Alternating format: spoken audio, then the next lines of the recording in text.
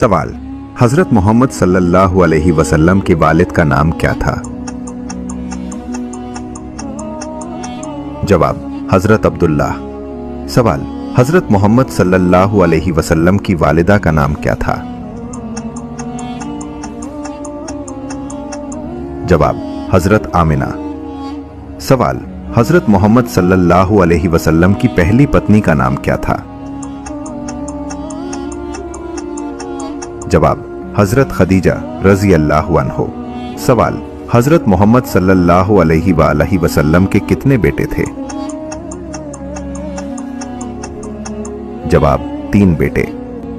सवाल, हजरत मोहम्मद सल्लल्लाहु अलैहि वसल्लम की वफात के वक्त उम्र कितनी थी?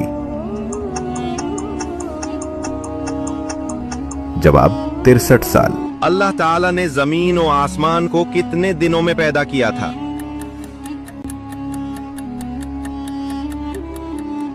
सही जवाब, 6 दिन। अगला सवाल, वो कौन सी सूरत है जिसे उम्मुल कुरआन कहा जाता है?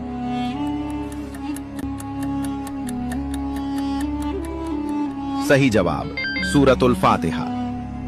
अगला सवाल, वो कौन से नबी थे जिन्हें आग में डाला गया मगर वो महफूज रहे?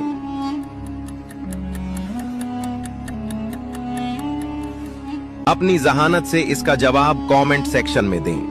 अगला सवाल, सबसे पहले कुरान मजीद किस जबान में नाजिल हुआ था?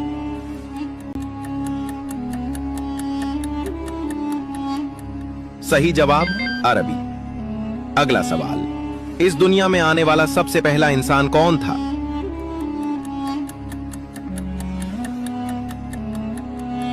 सही जवाब, हजरत आदम।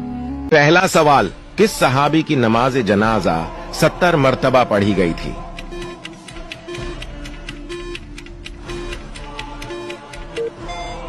जवाब, हजरत हमजा रजी अल्लाह अन्हु। दूसरा सवाल, शैतान की जमीन पर पहली मुलाकात किस जानवर से हुई?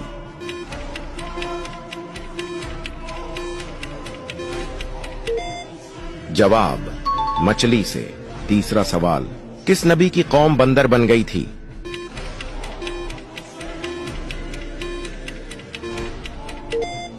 जवाब, हजरत दाऊद अलैहिस्सलाम। चौथा सवाल, किस सहाबी को ख्वाब में अजान सिखाई गई थी?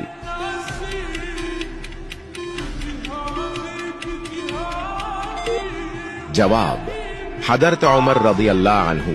पांचवा सवाल, हुजूर सल्लल्लाहु अलैहि वसल्लम ने जिस्म के किस हिस्से पर थप्पड़ मारने से मन्ना फरमाया है?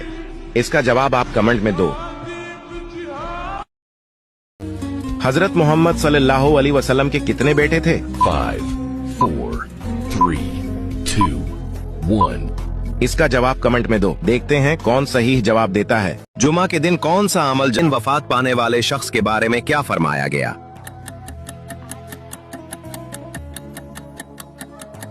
सही जवाब, अजाब कब्र से बच जाता है। फजर की नमाज में कुल कितनी रकात होती हैं?